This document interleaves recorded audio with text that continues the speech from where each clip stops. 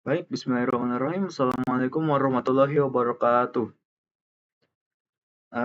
Perkenalkan, nama saya Doyo Jipriawan dengan NIM akhir 53, Ilmu Komputer 24 kelas B.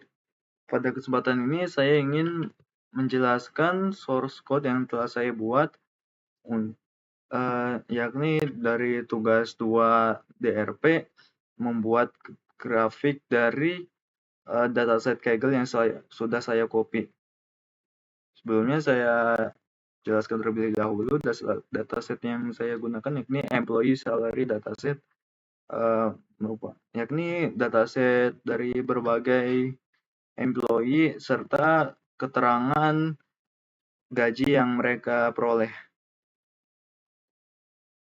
Di sini source code yang saya buat yakni grafik yang dihasilkan seperti histogram, box plot, bar chart, scatter plot, pie chart, line chart, dan cone plot.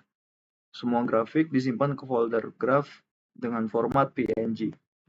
Berikut adalah library yang saya gunakan untuk menggambar grafiknya. Yakni di sini ada pandas SPD, yakni fungsinya mengolah dan membaca data dalam bentuk table atau data frame. Perannya di source code saya yakni membaca dataset employee salary dataset dan melakukan transformasi seperti group by serta penghitungan rata-rata. Lalu ada NumPy sebagai NP, fungsinya di sini yakni operasi numerik dan array. Peran di source code saya yakni digunakan untuk ngasilin rentang warna pada pie chart melalui np.linspace. Berikutnya ada matplotlib.pyplot splt yang dimana fungsinya membuat visualisasi grafik dasar seperti histogram, scatter plot, bar chart, dan line chart. Peran di source code saya yakni menyimpan grafik dalam format PNG ke folder graph. Dan yang terakhir library yang digunakan yakni Seaborn SNS, yang dimana fungsinya itu library visualisasi berbasis matplotlib yang lebih elegan dan mudah dipakai untuk statistik. Peran di source code saya yakni membuat box plot dengan tema estetis dan style grid. Oke, berikutnya ada saya menambahkan source code untuk mengatur style dan font. Jadi itu di bagian sns.set_style ini ngatur style default untuk visualisasi dengan Seaborn.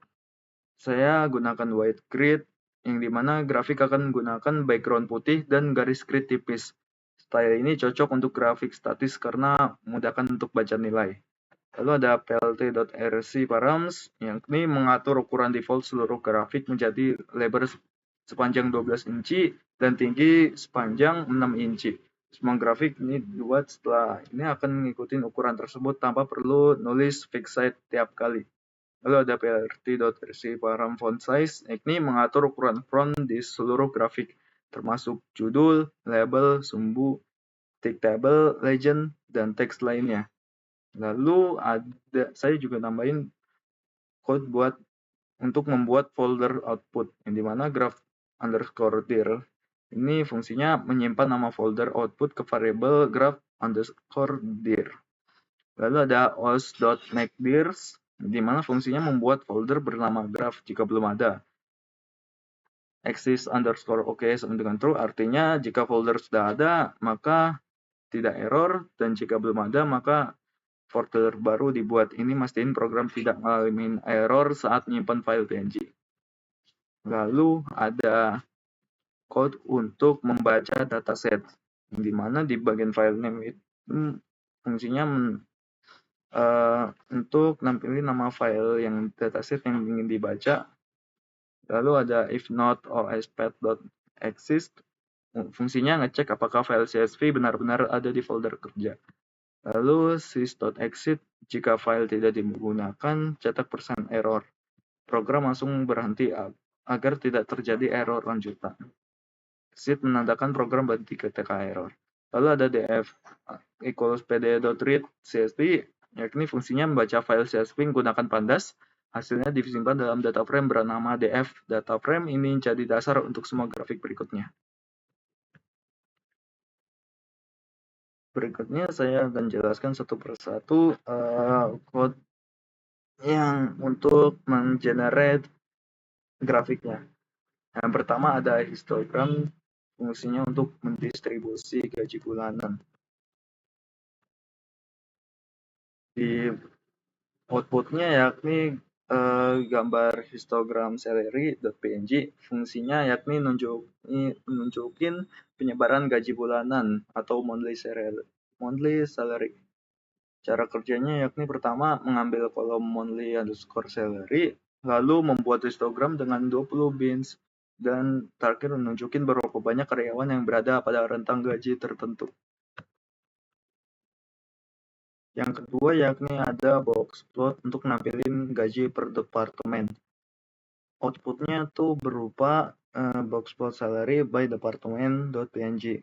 Fungsi grafiknya ini menunjukkan persebaran gaji di tiap departemen, baik itu dalam bentuk median, outlier, dan kuartil. Cara kerjanya yakni di bagian boxplot dengan X equals departemen dan Y equals monthly_salary. Lalu di bagian 3 ada bar chart untuk nampilin rata-rata gaji per departemen. Outputnya berupa bar average salary by department.png. Fungsi grafiknya yakni menampilkan rata-rata gaji tiap departemen. Cara kerjanya bagian df group by departemen, monthly salary, lalu hasilnya diplot dengan plot kind equal bar. Berikutnya ada scatter plot untuk nampilin pengalaman versus gaji, yang dimana outputnya scatter experience versus salary.png. Cara fungsi grafik ini melihat hubungan antara pengalaman kerja dan gaji. Cara kerjanya yakni di bagian plt.scatter df experience years, df monthly salary.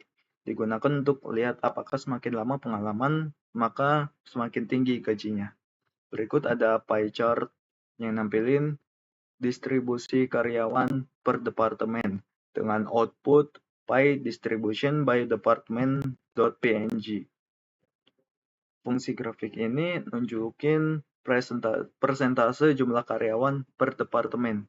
Cara kerjanya yakni bagian df department.value_counts.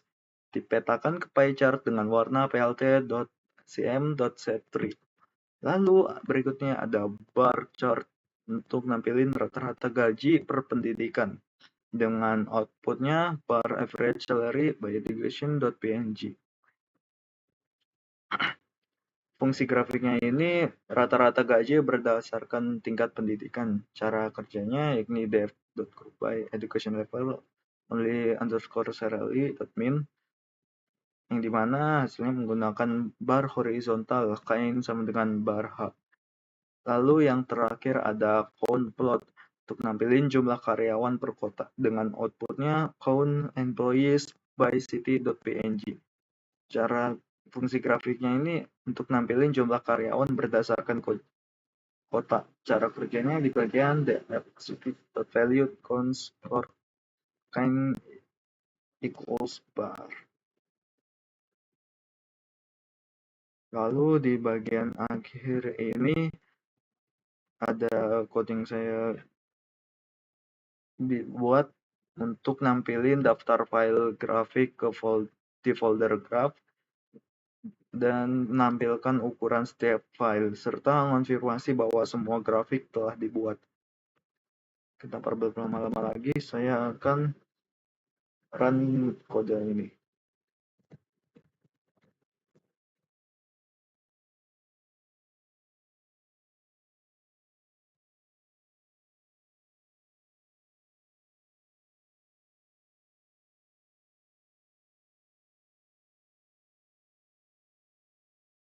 Grafik 1 dibuat, grafik 2 dibuat,